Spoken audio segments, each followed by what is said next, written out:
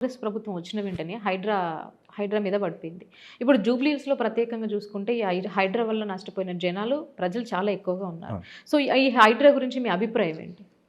హైడ్రా నిజంగా నిజాయితీగా తన పని తాను చేసుకోపోవాలి. నిజంగానే నీటి ఎద్దడి ఎక్కడైతే కావాలని చెరువులలో హ్మ్. కట్టినారో దానివల్ల ప్రజలు చాలా ఇబ్బంది పడుతున్నారు అని చెప్పేసి ఏదైనా ఆలోచన ఉంటే మొట్టమొదటిగా డ్రైనేజ్ వ్యవస్థను బాగు చేయాలి. హ్మ్. డ్రైనేజ్ వ్యవస్థకి ఎక్కడైతే అడ్డొస్తున్నదో దాన్ని ఏమన్నా అన్నా మీరు పలానా డ్రైనేజ్కి అడ్డంగా కట్టినారు, నీళ్లు పైనంగా ఒకవేళ ఉస్మాన్ సాగర్‌నో, నిజాం సాగర్‌నో ఇట్లా వస్తుంటే అక్కడి నుంచి నేరుగా తీసుకపోవచ్చు అనే దాని మీద మీరు ఏది చూపించినా ఓకే.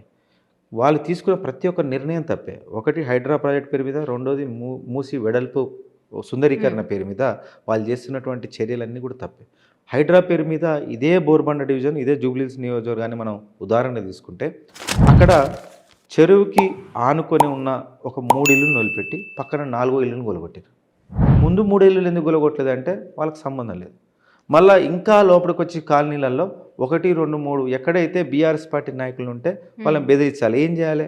అక్కడ బోరుబండ అంటేనే బాగా పెద్ద ఎత్తున బస్తీలు, అవును. ఊర్లలో నుంచి వచ్చి ఒక స్లమ్ లాగా పెద్ద ఎత్తున ఇరుకిరుకుగా ఇల్లు కట్టుకొని 5 ఫ్లోర్స్ కట్టుకున్నోళ్ళు హ్మ్. బతుకు జీవనం సాగించడం కోసం వాళ్ళు కట్టుకున్నటువంటి ఇల్లులని ఎట్లాగో పర్మిషన్ లేదు.